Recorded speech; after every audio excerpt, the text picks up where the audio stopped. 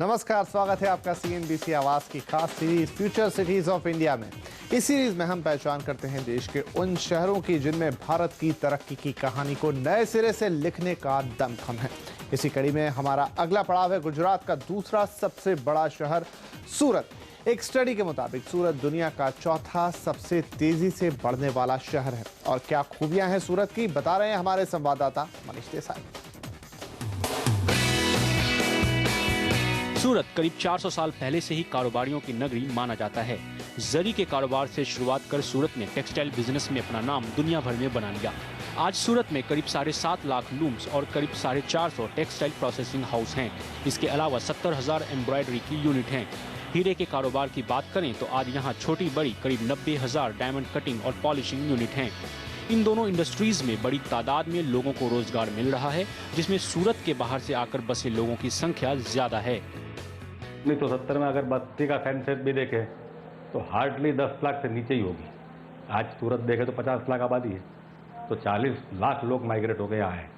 उसमें से 20 लाख लोग तो सिर्फ और सिर्फ टेक्सटाइल के लिए मार्केट हुए, बाकी 10-12 लाख लोग जो है वो डायमंड बिजनेस में आए। आज पूरी दुनिया में 100 जो डायमंड यूज होता है उसमें से करीब 80 डायमंड सूरत से पॉलिशिंग होकर पूरे दुनिया के पास जा रहे हैं।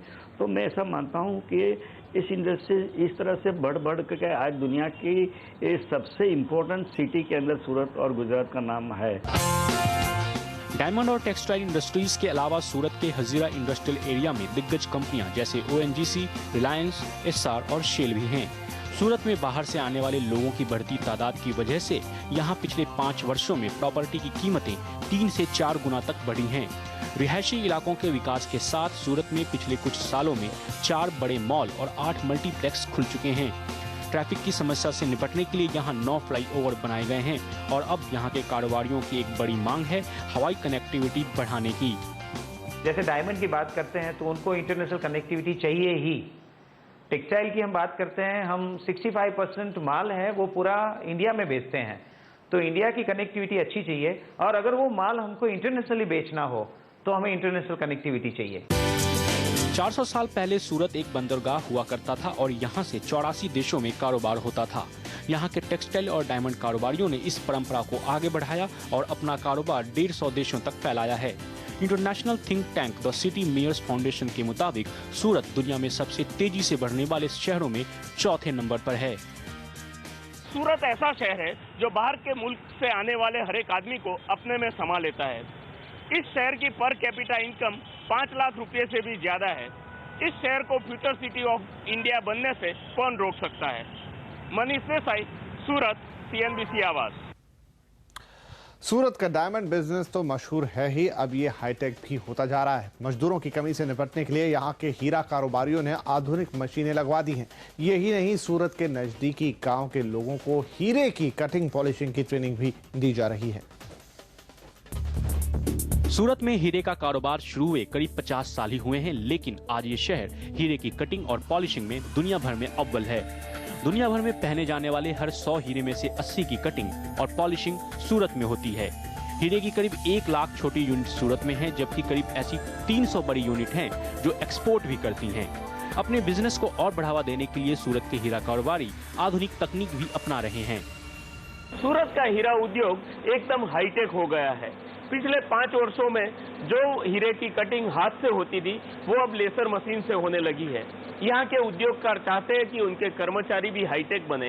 इसके लिए उन्होंने गुजरात सरकार से अनुरोध किया है कि हीरे की कटिंग, पॉलिशिंग और मार्केटिंग के डिप्लोमा कोर्सेज शुरू किए जाए।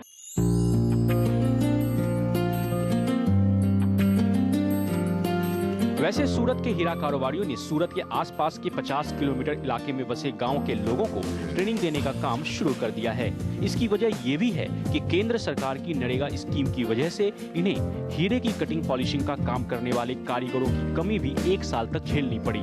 नरेगा जैसी योजनाओं से कि जो हमें मैन पावर चाहिए था उसमें डेफिनेटली आज थोड़ी कमियां हैं, मगर इसके साथ में बेनिफिट एक है, नई नई टेक्नोलॉजी इतनी अच्छी आती है जिसकी वजह से हमारा प्रोडक्शन की क्वालिटी अच्छी आती है और प्रोडक्शन फास्ट भी हो सकता है। सूरत के बगल में जो ट्राइबल एरिया है, पूरा बेल्ट जो सोनगढ़, वेहरा, आहुआ, डांग, इसमें सूरत डायमंड एसोसिएशन वहाँ जाके सेमिनार हम वहाँ रख रहे हैं, लोगों को अट्रैक्शन में ला रहा है कि भाई आप डायमंड इंडस्ट्री में काम करने के लिए आए। आज मैं दावे के साथ बोल सकता हूँ कि मांडवी जंखवा के अंदर आज हमारा 50-50 यूनिट और छोटा बड़ा वहाँ स्टार्ट हुआ है।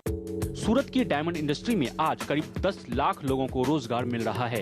यहाँ का डायमंड दुनिया भर के देशों में एक्सपोर्ट किया जाता है।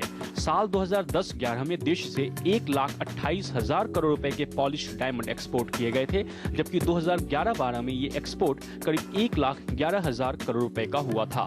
जाहिर तौर पर इसका ज्यादातर हिस्सा सूरत का ही है और इसी वजह से सूरत डायमंड सिटी कहलाने का हकदार है। किन्नरी पटेल के साथ मनीष देसाई, सूरत। हीरे के अलावा सूरत अगर किसी और चीज के लिए मशहूर है तो वो है टेक्सटाइल। खासतौर पर साड़ियों के लिए मशहूर सूरत एक तरीके से देश भर में टेक्सटाइल कारोबार का हब है। हालांकि यहाँ के कारोबारी इसे और बढ़ावा देने के लिए सरकारी नीतियों में स्थिरता और बेहतर बुनियादी सुविधाओं की मांग कर रहे हैं। आज सूरत की हैसियत डायमंड सिटी के तौर पर भले ही हो, लेकिन शुरुआत में इसे देश भर में पहचान दिलाई यहाँ के टेक्सटाइल बिजनेस ने। मौजूदा समय में रिटेल सेक्टर में धीमेपन और रुपए में कमजोरी ने सूरत के टेक्सटाइल बिजनेस पर असर जरूर डाला है, लेकिन यहाँ के कारोबारी मानते हैं कि ये अस्थायी दौर है जो जल्दी ही बीत जाएगा। हालांकि वो मानते हैं कि सरकार को टेक्सटाइल इंडस्ट्री को बढ़ावा देने के लिए नीतियों को स्थिरता देनी चाहिए, साथ ही सस्ते लोन जैसी सुविधाएं भी बहाल की जानी चाहिए। सरकार की जो पॉलिसी टेक्सटाइल इंडस्ट्री के लिए आवे, ये लॉन्ग टर्म पॉलिसी आवे। आज की तारीख में ऐसा है कि सरकार कोई पॉलिसी 1 साल या 2 वर्ष के लिए निकालती है और नई इंडस्ट्री जब सेटअप करना होता है, जब तक वो प्रोडक्शन लेने का या मशीन का डिलीवरी लेने का टाइम आता है, तब तक सरकार की पॉलिसी चेंज हो जाती है। देश में बनने वाली पॉलिएस्टर फैब्रिक का 65% हिस्सा सूरत में बनता है। साथ ही देश भर में बनने वाली 20% साड़ियाँ सूरत में ही तैयार होती हैं। यहाँ करीब 7 लाख छोटे बड़े पावर लूम्स और करीब 450 टेक्सटाइल प्रोसेसिंग हाउस हैं। यही नहीं, साड़ियों को अलग पहचान देने के लिए करीब 70,000 एम्ब्रॉयडरी यूनिट भी सूरत में हैं। लेकिन कारोबारियों को लगता है कि बढ़ते कंपटीशन को देखते हुए टेक्नोलॉजी अपग्रेड करने की जरूरत है। सूरत का टेक्सटाइल उद्योग अब न केवल भारत तक सीमित है, बल्कि विश्व भर में ये फैल चुका है। चाइना और थाईलैंड जैसे देशों से जिस तरह से स्पर्धा बढ़ रही है, यहाँ के उत्पादक चाहते हैं कि उन्हें अच्छी टेक्नोलॉजी मिले और कुछ रिसर्च और डेवलपमेंट सेंटर मिले। सूरत के टेक्सटाइल प्रोडक्ट्स न केवल भारत के शहरों में बल्कि अमेरिका, यूरोप, जर्मनी जैसे देशों को भी भेजे जाते हैं। इसलिए यहाँ के कारोबारियों की मांगों में सूरत की इंटरनेशनल कनेक्टिविटी को बढ़ावा देना भी शामिल है। Africa, Europe, Germany, middle east, south east, इन सब कंट्रियों से हमारा व्यापार बहुत बड़े पैमाने पर हो रहा है और उनको यहाँ आने की जाने की जो सुविधा एयर कनेक्टिविटी की नहीं है, उस वजह से वाया बॉम्बे या वाया दिल्ली लोगों को आना पड़ता है और कहीं ना कहीं उनको परेशानियाँ होती हैं। सूरत के टेक्सटाइल उद्योग में करीब 10 लाख लोगों को रोजगार मिला हुआ है।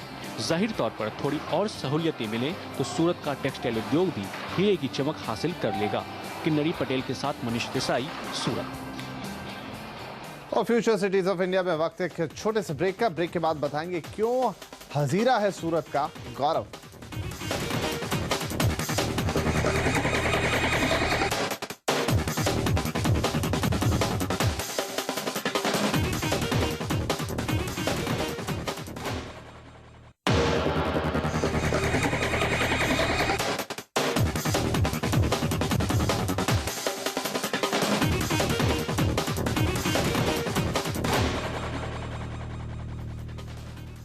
एक बार फिर स्वागत है आपका फ्यूचर सिटीज ऑफ इंडिया सूरत में। सूरत को फ्यूचर सिटी बनाने में यहाँ की डायमंड और टेक्सटाइल इंडस्ट्रीज के अलावा एक और चीज ने अहम भूमिका निभाई है। यह है हजीरा इंडस्ट्रियल जोन।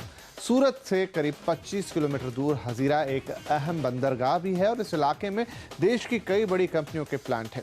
किस तरह से आने वाले दिनों में हजीरा और तेजी से विकसित होने जा रहा है, आइए देखते हैं।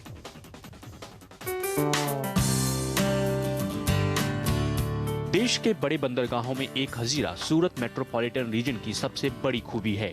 सूरत से 25 किलोमीटर की दूरी पर समंदर किनारे बसे हजीरा में देश की कई बड़ी और नामी कंपनियां हैं, जिनमें रिलायंस, L&T, ONGC, गेल, Adani, SR group, Kribhco, shell और GSPC शामिल हैं। पिछले 25 वर्षों में इस इलाके ने दिन दुनी रात चौगुनी तरक्की की है। हजीरा की जब हम बात करते हैं तो एशिया में 12 स्क्वायर किलोमीटर में एक ही एरिया ऐसा है कि जहां पर 1,20,000 करोड़ तक का इन्वेस्टमेंट हो चुका है और अगले 10 साल में ये इन्वेस्टमेंट डबल होने जा रहा है। हजीरा बंदरगाह नजदीक होने का बड़ा फायदा सूरत को मिला है क्योंकि इसी वजह से दिग्गज कंपनियों ने अपने प्लांट यहां लगाए हैं। इन कंपनियों में काम करने वाले कर्मचारियों की संख्या 2 लाख से भी ज्यादा है और बड़ी संख्या में ये कर्मचारी अपने परिवार के साथ हजीरा में ही बसे हैं। इस वजह से अब सूरत और हजीरा की कनेक्टिविटी को बेहतर करने की मांग हो रही है। सूरत और हजीरा को जोड़ने वाली ये एकमात्र सड़क है जहां पर ट्रैफिक जाम लगा रहता है। यहाँ के लोग चाहते हैं कि और एक सड़क बने जिसके कारण सूरत और हजीरा के बीच का ट्रांसपोर्टेशन आसान और जल्दी से हो पाए। हजीरा का एक और फायदा सूरत को मिल रहा है स्किल डेवलपमेंट के तौर पर, क्योंकि यहाँ के बड़े उद्योगपति सूरत के डायमंड और टेक्सटाइल के कारीगरों को प्रोडक्ट क्वालिटी बेहतर करने की ट्रेनिंग भी दे रहे हैं। सूरत सिटी में टेक्सटाइल की बहुत बड़ी इंडस्ट्री है, छोटे छोटे बहुत सारे यूनिट्स हैं। डायमंड इंडस्ट्री सारी दुनिया जानती है कि सूरत इज़ अ डायमंड सिटी, तो उनमें जो काम करने वाले लोग हैं उनका जो नॉलेज लेवल है, उनका स्किल लेवल है, उनका मैनेजमेंट लेवल है, उसको भी बढ़ाने के लिए हम लोग इंटीग्रेशन कर रहे हैं। वो क्योंकि हम लोग काफ़ी सालों से सीख के इस लेवल पे आए हैं, साइज़ में बड़े हैं, हम लोग ज़्यादा प्रोफेशनल हैं, तो उनकी नॉलेज को भी हम लोग बढ़ा रहे हैं by having several training programs, interactions and all that. Hazira को प्रस्तावित Delhi Mumbai dedicated rail freight corridor से जोड़ने का प्रस्ताव है। यही नहीं, दिल्ली मुंबई इंडस्ट्रियल कॉरिडोर के तहत हजीरा इंडस्ट्रियल एरिया के बड़े पैमाने पर विकास की भी योजना है। जाहिर है आने वाले दिनों में इसका फायदा सबसे ज्यादा सूरत को ही मिलेगा। मनीष देसाई, सूरत। पिछले कुछ सालों में सूरत का विकास जिस तेजी के साथ हुआ है उसी रफ्तार से यहाँ का प्रॉपर्टी बाजार भी बढ़ा है। पिछले 5 सालों में यहाँ प्रॉपर्टी की कीमतें 3 से 5 गुना तक बढ़ चुकी हैं और सबसे बड़ी बात यह कि देश भर में रियल एस्टेट सेक्टर की मंदी के बावजूद यहाँ इसका कोई खास असर देखने को नहीं मिला। सूरत सिटी के तेज विकास के साथ यहाँ प्रॉपर्टी की मांग भी काफी बढ़ी है और नतीजतन शहर के चारों तरफ रियल एस्टेट सेक्टर का विकास हो रहा है। पिछले 5 सालों में जो इलाके खासकर विकसित हुए उनमें पश्चिम में पाल और पालनपुर पाटिया, पूर्व में कामरेज पलसाना हाईवे, दक्षिण में वेसू और कनाल रोड और उत्तर में कतारगाम और अमरोली इलाके शामिल हैं। इन सभी इलाकों में न केवल रिहायशी बल्कि कमर्शियल प्रॉपर्टी की कीमतों में भी 5 गुना तक का उछाल देखा गया। East, west, north, south, central city, हर जगह पे डेवलपमेंट हुआ है।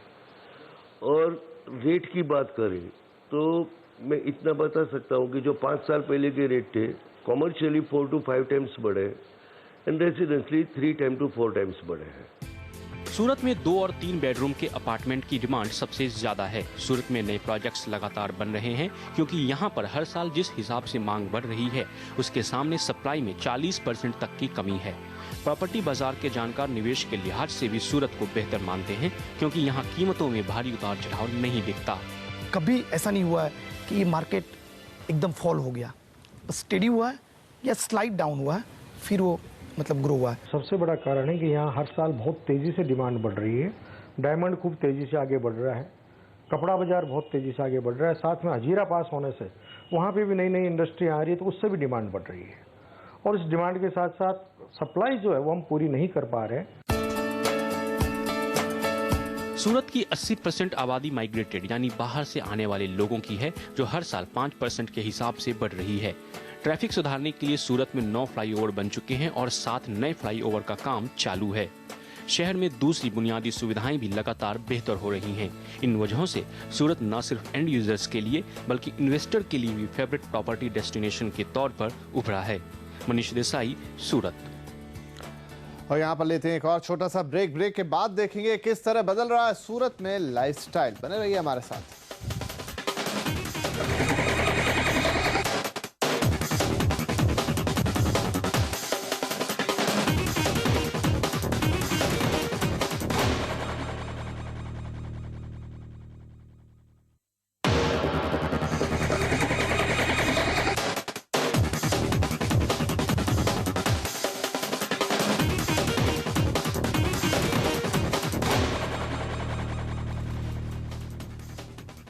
फ्यूचर सिटीज ऑफ इंडिया सूरत में एक बार फिर आपका स्वागत है। सूरत में सिर्फ इंडस्ट्री ही नहीं, खेती बाड़ी का भी पूरा ख्याल रखा जा रहा है।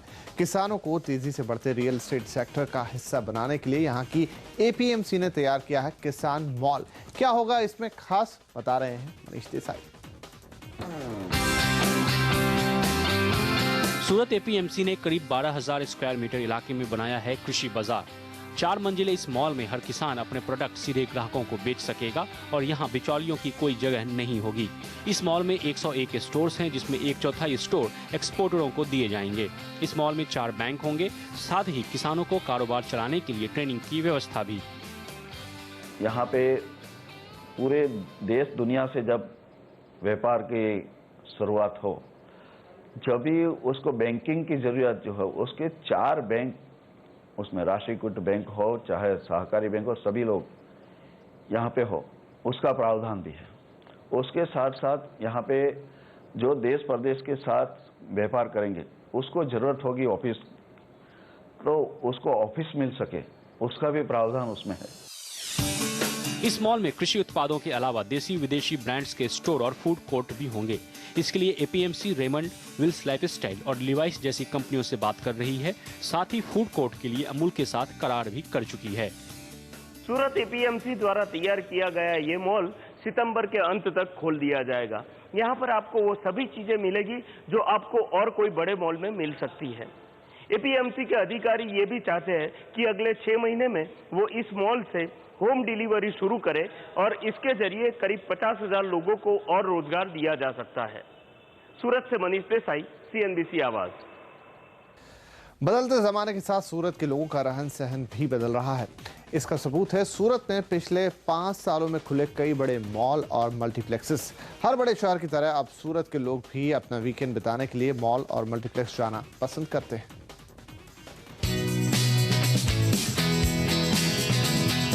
सूरत में पिपलोद इलाके के गौरव पथ और डुमस रोड पर आपको इस्कॉन, सूरत सेंट्रल और राहुल राज जैसे मॉल्स और राजहंस और सिनेपोलिस जैसे मल्टीप्लेक्स मिल जाएंगे।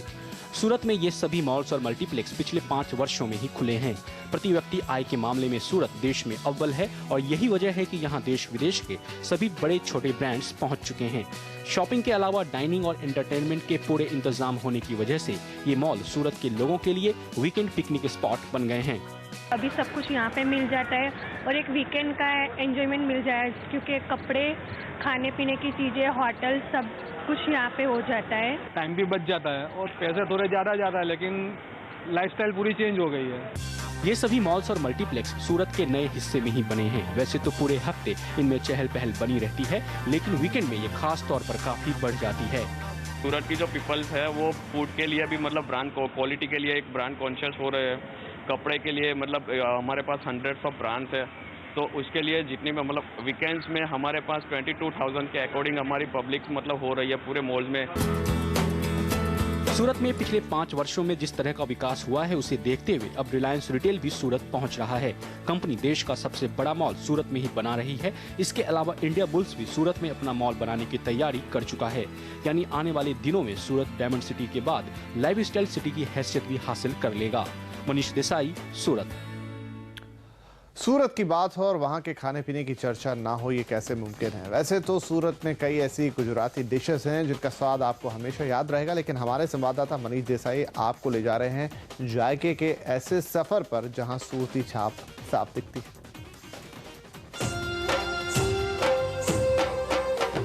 अपनी ट्रेडिशनल डिशेज के लिए सूरत सिर्फ गुजरात ही नहीं, पूरी दुनिया में मशहूर है। आपको सूरत के खाने में जो विविधता दिखेगी वो आपको लुभाए बिना नहीं रहेगी। सूरती डिशेज में सबसे खास है घारी। खोए से बनने वाली ये मिठाई सालों भर मिलती है, लेकिन नवरात्र के समय इसकी बिक्री सबसे ज्यादा होती है। शुद्ध घी में तैयार होने वाली घारी के लिए सूरत में सबसे मशहूर है जमुना दास की दुकान। घारी के बाद खाने की जिस चीज के लिए सूरत नामी है वो है लोचो। बेसन से बनने वाला लोचो आप यूं ही खा सकते हैं, लेकिन अब सूरत के लोग इसका इस्तेमाल हॉट डॉग, पिज्जा और बर्गर तक में करने लगे हैं। सूरत की घारी, लोचा के बाद अब हम आपको दिखाने जा रहे हैं सूरत का घोटाला। गलत मत समझिए, घोटाला आइसक्रीम की बात कर रहे हैं हम, जो सूरत की खास आइटम है। सुनने में अजीब है, लेकिन घोटाला के तैयार होने का तरीका बड़ा आसान सा है। आइसक्रीम पर पहले ढेर सारा क्रीम डाला जाता है, फिर जेली और फिर काजू, किशमिश, बादाम जैसे ड्राई फ्रूट। बस तैयार है लजीज घोटाला, जो हर सूरती के डिनर का डेजर्ट होता है। तो फिर जब आप सूरत आएं तो इन सूरती जायकों का लुत्फ उठाना न भूलें। मनीष देसाई, सूरत। जाहिर है सूरत में वो सारी खासियतें मौजूद हैं जो इसे एक कॉस्मोपॉलिटन चेहरा देती है और देश के भविष्य का शहर बनाने का दमखम रखती है। फिलहाल इस खास पेशकश में इतना ही। हमें दीजिए इजाजत, लेकिन आप देखते रहिए CNBC आवाज।